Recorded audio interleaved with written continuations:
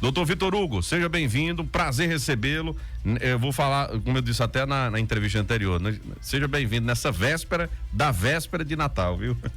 Um prazer recebê-lo, viu? Bom dia, Tony, bom dia, sociedade sertalhadense. É uma satisfação estar aqui. Queria mandar um beijo, um abraço caloroso para minha esposa, Graziele Alves, que deve estar me ouvindo aí, e minha filha, Helena, que adora derrubar um açaí de 1 quilo. Ela tava vendo. Rapaz, o potinho lá tava. Ela dá trabalho para comer, viu? Mas botou açaí na frente, ela vai para cima. Gosta de açaí? Gosta demais. Puxou o pai. Enfim, realmente, Tony, o que o governo estava propondo, ele não conseguiu, que de fato era endurecer mais ainda, enrijecer, já que ele não conseguiu, num primeiro momento, com a realização do pente fino na economia, a qual eles pretendiam. O pente fino que a gente falou aqui por diversas vezes esse ano. 2024, que eles fizeram, na verdade, o que aconteceu, o que vai acontecer é um novo pente fino referente ao BPC, porque todas as medidas que foram propostas pelo governo não passaram. Graças a Deus, porque como ia ser uma coisa devastosa, a população ia sofrer muito, apesar de ser um governo populista, de medidas populares referente a essa questão do enrijecimento da concessão do BPC, não tem nada de popular, pelo contrário, é de fato retirando direitos. E aquela coisa, quando vem reforma, quando vem lei, não vem nada para dar, e sim para retirar, limitar, retirar, né? Cidadãos. Então, foi isso que aconteceu. Passaram algumas coisas que, na verdade, vão ser medidas apenas que já estavam sendo aplicadas, só que com uma forma mais dura, mais severa, certo? Como a questão da utilização da biometria, para que o requerente ele possa pedir o benefício, ele vai ter que apresentar a biometria no momento do requerimento, como também a questão da atualização dos dados cadastrais, a chamada ficha resumo, ou o chamado grupo familiar, também tem que ter menos de 2 anos no momento do requerimento. Sim. Só que tem algumas exceções, referente, um exemplo, a questão da biometria, pessoas que moram em difícil acesso, isso vai mais para o pessoal lá do norte, que tem um difícil acesso, os indígenas, aquelas pessoas que ficam ilhadas, que não vão ser precisos apresentar de forma efetiva no momento do requerimento, apenas justificar o porquê não fez ali o seu difícil acesso, mas também aplica-se também aqui na localidade, desde que a gente comprova a questão do difícil acesso para a realização da biometria. Então, essa desidratação que aconteceu na Câmara e no Senado, e teve até um acordo de cavalheiros entre o presidente do Senado e o governo, que um dos termos mais polêmicos que foram muito discutidos no momento da aprovação do Senado era a questão da alimentação leve. Um exemplo, uma pessoa que tem síndrome de Down possivelmente não passaria mais a receber. Tendo em vista esse termo limitação leve. E o Senado foi muito firme e nesse sentido de dizer que não aceitava, e o governo se comprometeu agora, no momento do veto, na assinatura do presidente, vetar esse termo, limitação leve. Por quê? Porque se o Senado não aprova do jeito que está, o governo ele não teria mais tempo de aprovar as mudanças que porventura ele queria, que era o congelamento da atualização do salário mínimo, que fica em 2,25%, se eu não me engano. Ele tem um aumento que vai ter o reajuste anual, só que ele não pode passar de 2,5%. 2,5%. Né? Acima da inflação. Exatamente. Então, o governo, era uma das medidas que ele queria para fazer a economia que ele pretendia, a questão do teto de gasto do governo. E, Tony, isso era uma coisa que já tinha vindo, a gente já estava discutindo, eu sempre conversava com o pessoal. Houve um aumento de concessão do IBPC neste ano de mais de 33%. E quando o governo olha para isso, ele diz: opa, peraí, que a gente tem que estancar essa sangria. É porque é um dinheiro que sai diretamente do governo, né? Dos cofres do governo, não é nem pelo INSS, né? Exato, Tony, mas é como eu sempre digo, o governo ele tem dinheiro para pagar.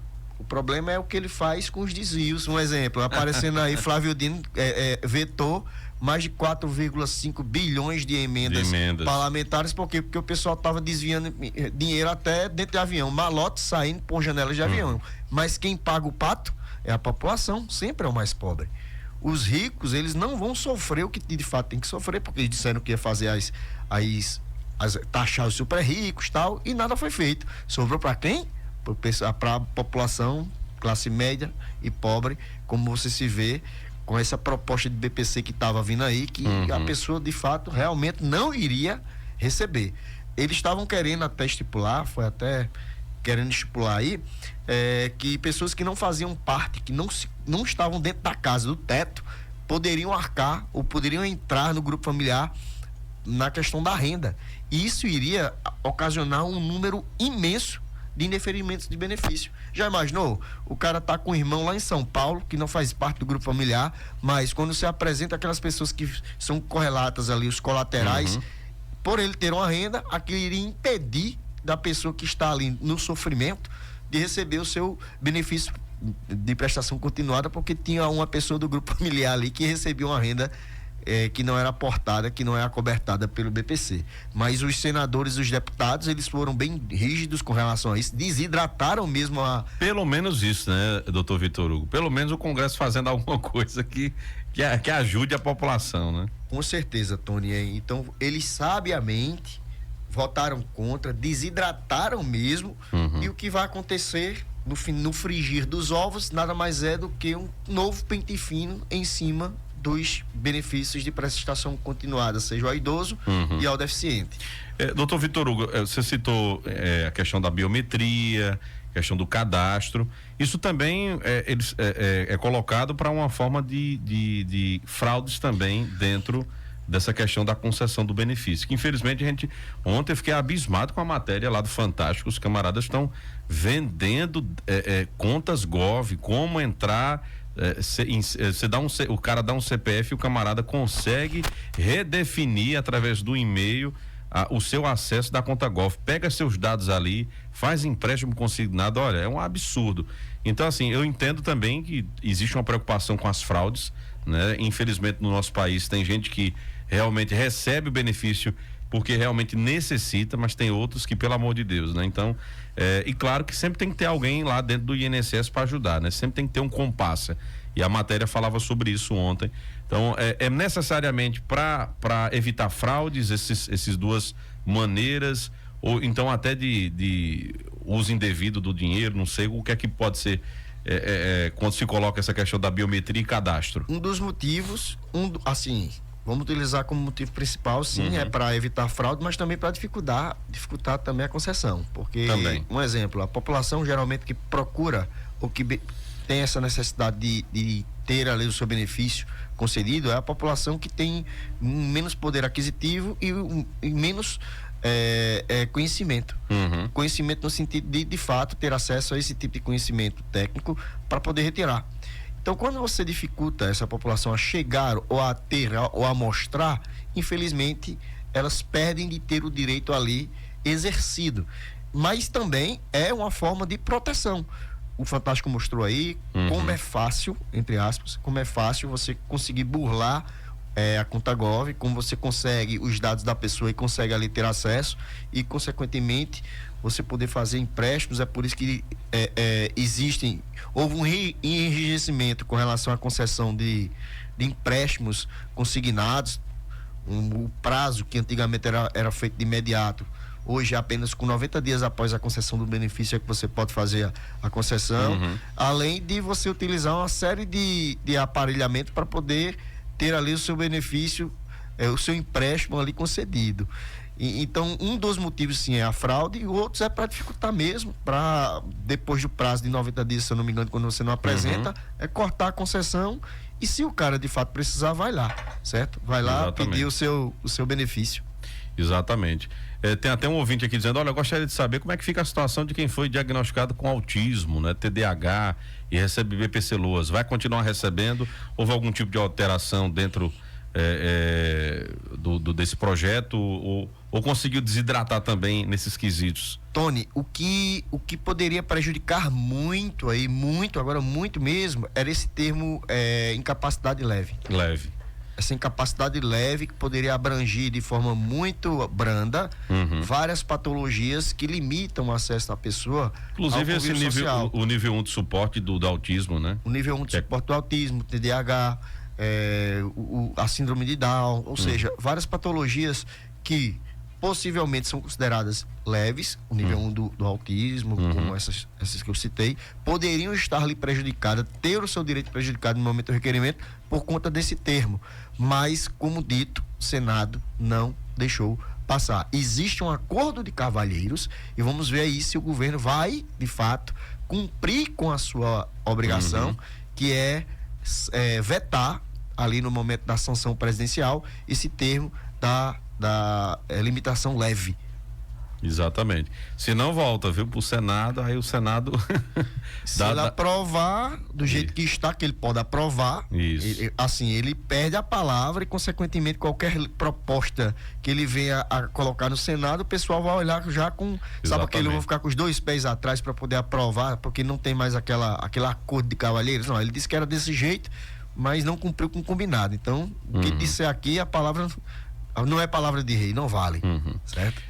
Eu acho que uma coisa que muita gente pode também se perguntar é essas rigidez, né, na questão da concessão do benefício, também, como o doutor Vitor Hugo colocou, isso é para dificultar também de uma certa maneira, porque é dinheiro que está saindo do cofre do governo, mas aí eu te pergunto também, e a gente sabe também das dificuldades que tem para concessão, por exemplo, alguém que vai dar entrada no BPC, demora de perícia, demora para análise, não sei se está ainda jogando para agências de todo canto, né? Então, sim, assim, existe essa dificuldade até nisso, né? Então, o governo parece que assim, não, deixa eu jogar mais uma dificuldade a mais, né? Vamos aumentar mais um grau aqui de dificuldade para as pessoas, porque assim, não é fácil pedir, né, o BPC. Tem gente que tem sorte, que consegue ali num prazo mais curto, mas na maioria das vezes demora um pouquinho para sair, né? Você agora disse, é loteria,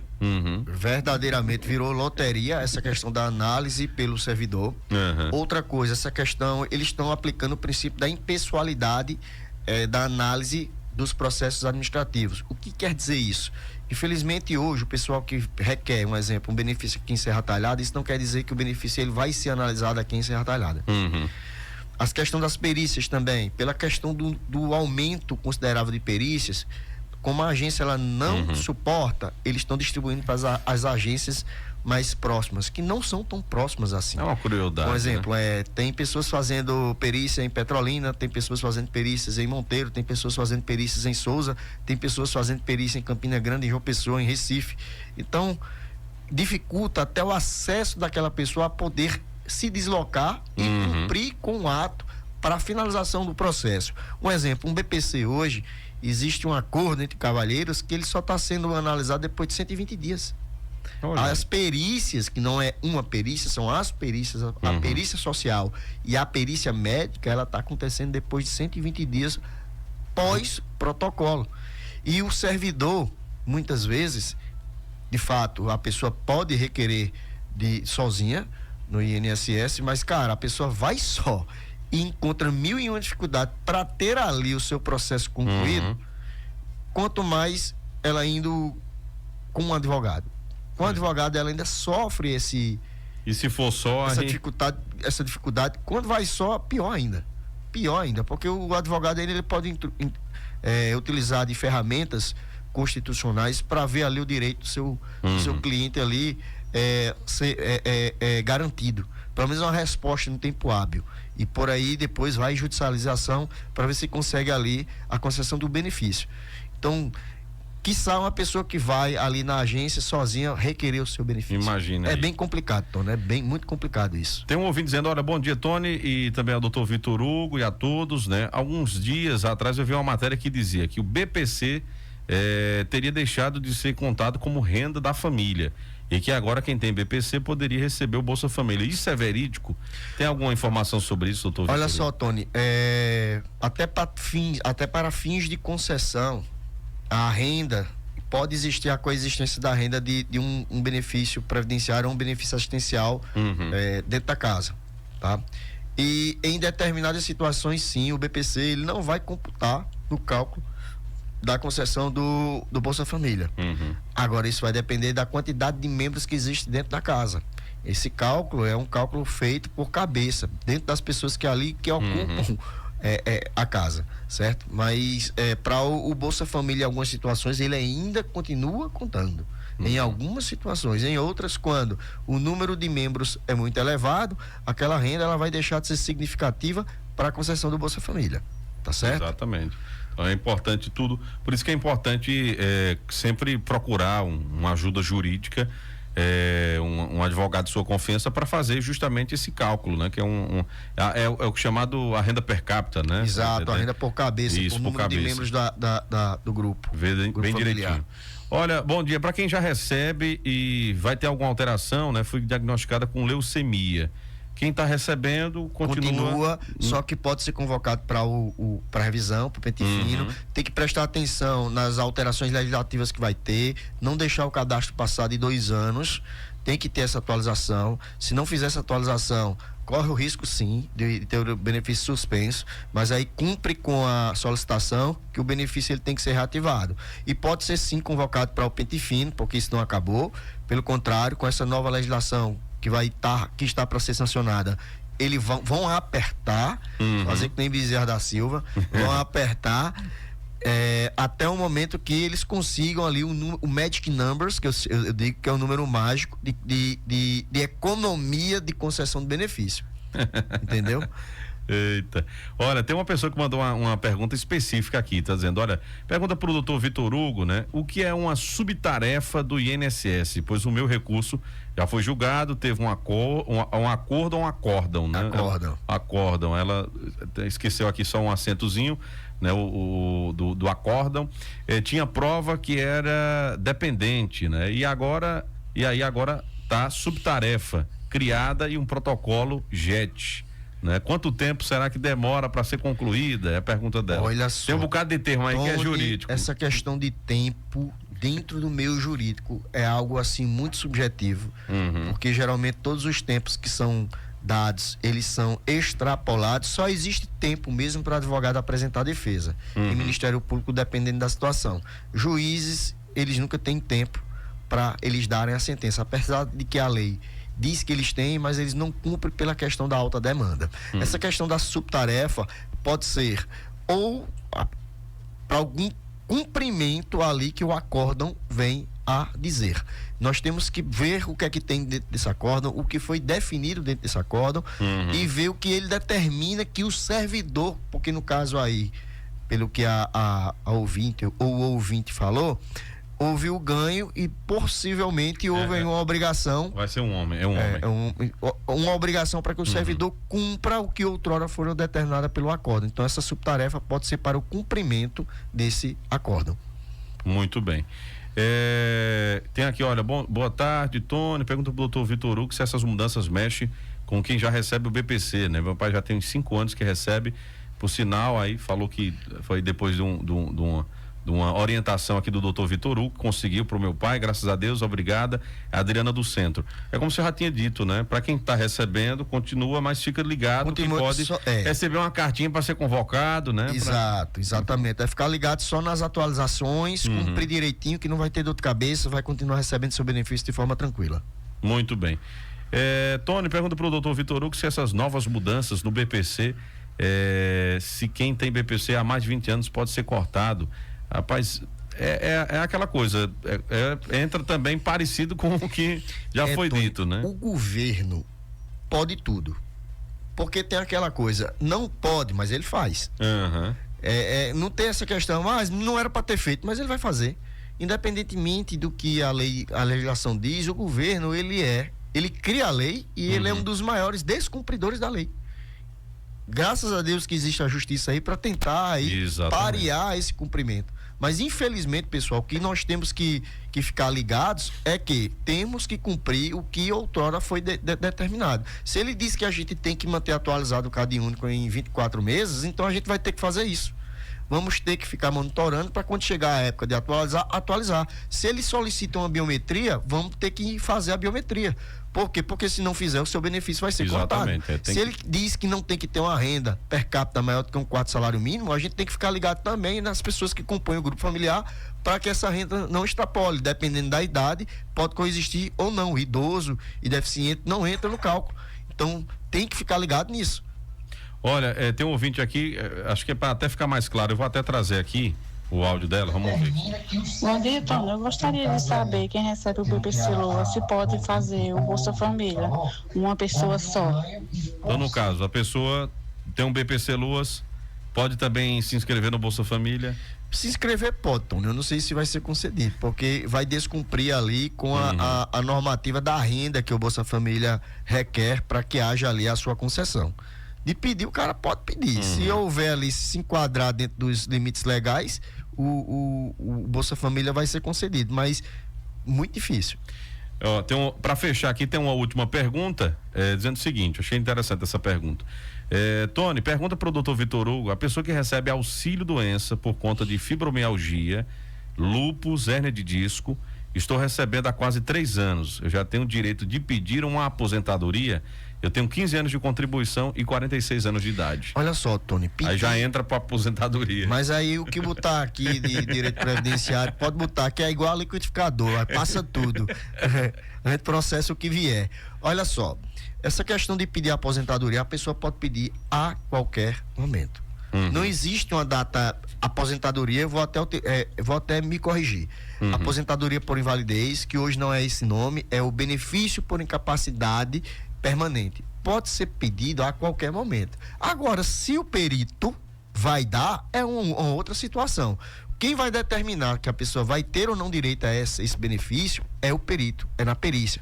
E não é o número de doenças que vai determinar ali a concessão do benefício, e sim a incapacidade, se ela é permanente ou se ela é temporária. Se o perito analisar, mesmo você com 46 anos, que você não tem possibilidade de reingressar de forma alguma em qualquer outra atividade ali que lhe garanta sustento, então esse benefício de incapacidade temporária, ele vai ser convertido em um benefício por incapacidade permanente. E não tem idade, não tem tempo de recebimento. O que vai determinar é a incapacidade.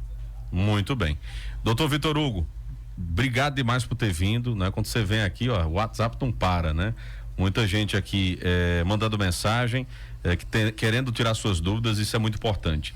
Muito obrigado por ter vindo. Aproveito para desejar um Feliz Natal para você, um próspero ano novo, e tenho certeza que vou lhe aperrear muito em 2025, né? Para que está aqui, doutora Graça também para vir, né? Pra gente poder bater um papo com ela, tá em falta, né? Ela veio ainda, nós estávamos no estúdio principal. Estava no estúdio principal. Vou trazer ela lá, se Deus quiser a gente volta para lá, né? No ano que vem, no início do ano que vem, estúdio novo, né? Que a gente tá sendo feito aqui, para que a gente possa voltar para lá, mas de antemão, muito obrigado, né? Por nos atender sempre, né? Ser sempre solícito conosco para tirar as dúvidas dos nossos queridos ouvintes. Tony, eu agradeço pelo convite.